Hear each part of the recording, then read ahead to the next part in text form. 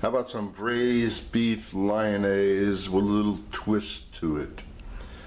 So the basic of lyonnaise is lots of onions. So there we got the onions, we got the beef.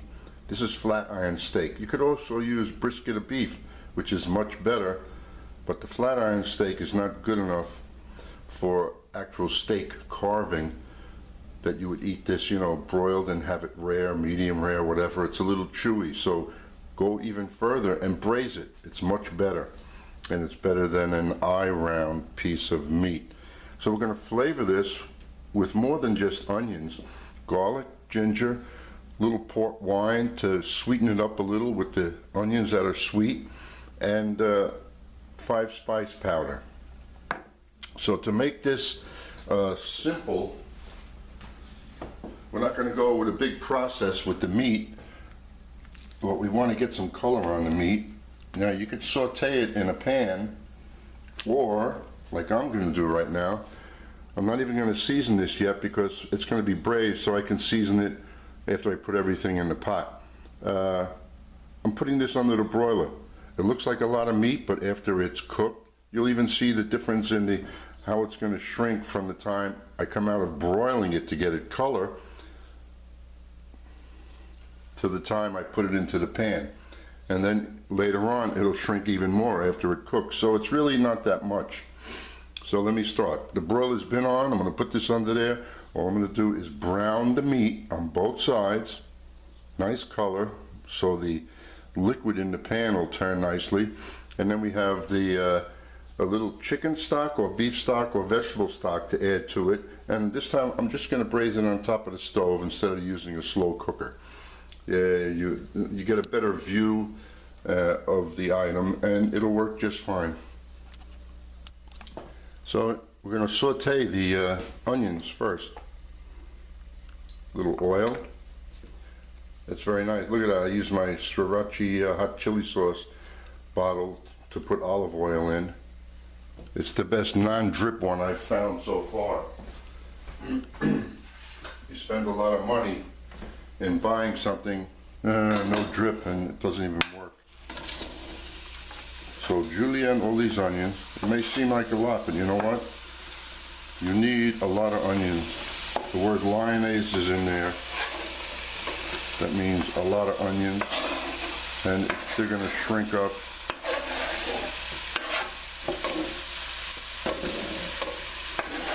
Could have made it just called it beef lyonnaise plain, but plain is plain. And I could still call this beef lyonnaise, because the main ingredient here is beef and onions. And anything else that you add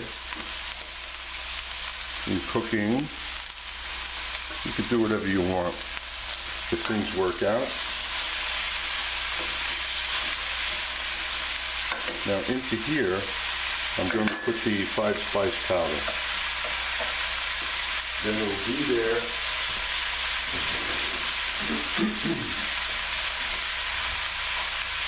If I were to put it on the meat, under the broiler, the chances are maybe it'll burn. And this way, all the flavors will come out of it.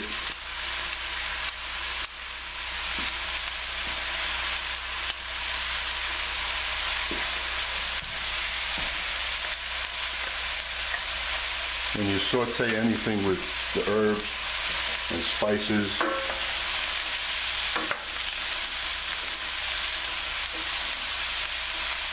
it just strengthens the flavor. Then if you were to just toss it into a cup of boiling water. So look how simple this is right now.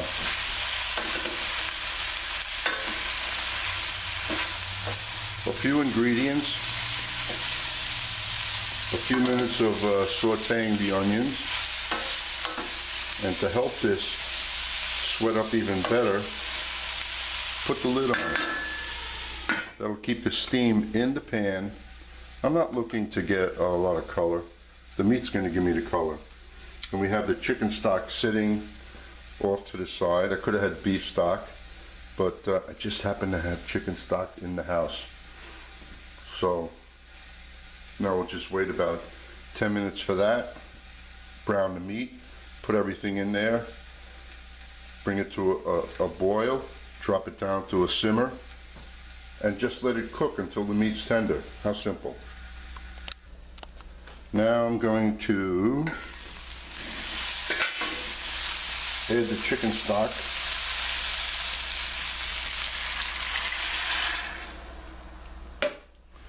And the port wine.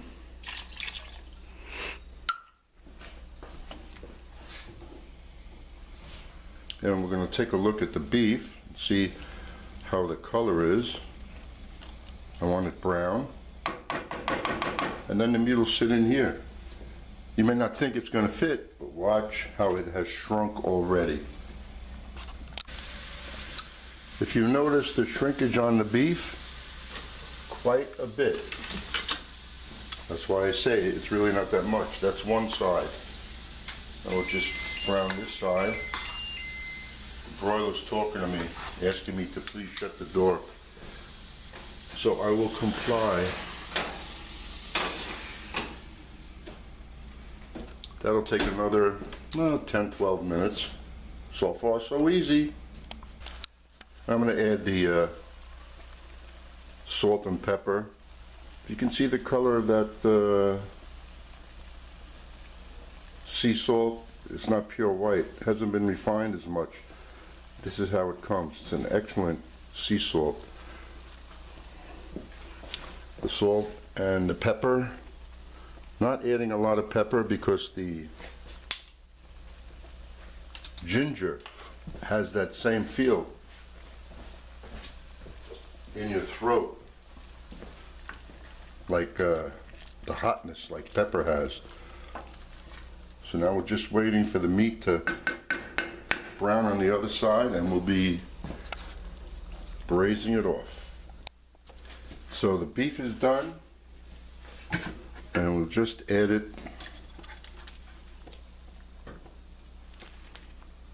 Now if you remember how large these two pieces were when we first started, they were the length of that pan. Now look, it's a perfect fit. Let this simmer away as it is. I don't know, we'll come back in about an hour and a half and see how tender it is. All right, 1 hour is up. And you could always tell if the meat's ready by sticking it, and if it comes off easy, it's done. Which that's not the case. So I'm just going to turn it and watch the piece as they become smaller and smaller. And once this is done, I'm going to reduce the liquid. You know what I got to do now is taste this. This will be an indication of how things are going to be. No, I didn't use any flour this time.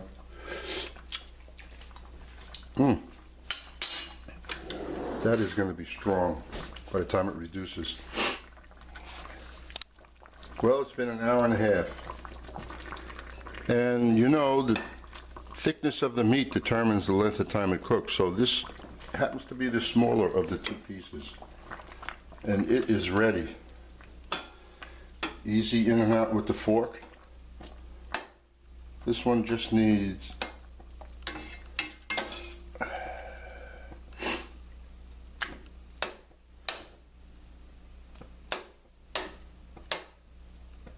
just about maybe 10 minutes, 15 minutes, and then we'll be done. Then we'll let the meat cool, because you can't cut this when it's hot or it'll just fall apart in your fingers. It's the same thing with any type of braised beef. It cools a little, it firms up, then you can cut it and reheat it. Looks like we're done now. So I'm going to take the meat, both pieces, and if you remember what they looked like when we started, almost twice the size. And this, Look how pretty the color is there.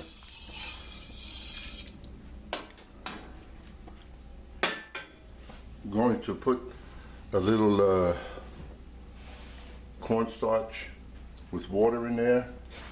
Let this cook just a little bit. For the amount of meat, it's just a little bit too much, so we can cook it down. Cool the meat now. And then you can either dice it up or slice it up. We'll see how it looks later when we're all done. Now what you do, this, the color's beautiful and the taste,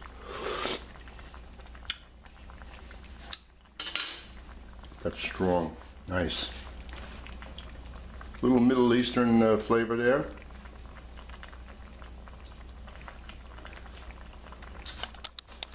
Now we're going to thicken this up slightly, and all it takes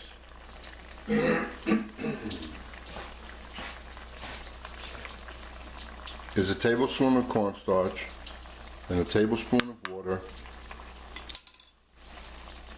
Now if a roux was used, it would turn this much lighter in color, the sauce, which you don't want. And you just smooth this with your finger. Simple. See how much we have? It's watery. And it doesn't sit on the plate well. It's more like a soup. It looks like onion soup. But we want a sauce. So you just drizzle it in slowly. That's it.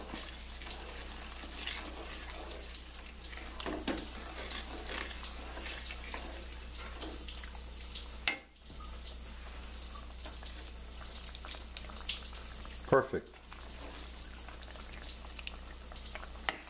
Consistency is good. Plenty of onions.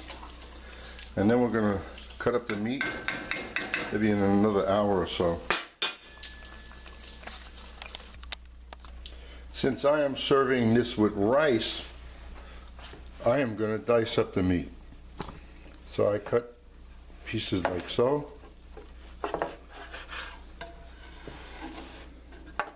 And bite-sized pieces, just like that. Cut everything up like that. We'll throw it in the sauce, ready to serve. And this is it, all done.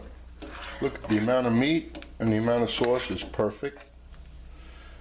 I like to make a little jasmine rice with it. I put it into a cup measurer presentation, and then you take the meat and you place it around. There's enough here for 4 people.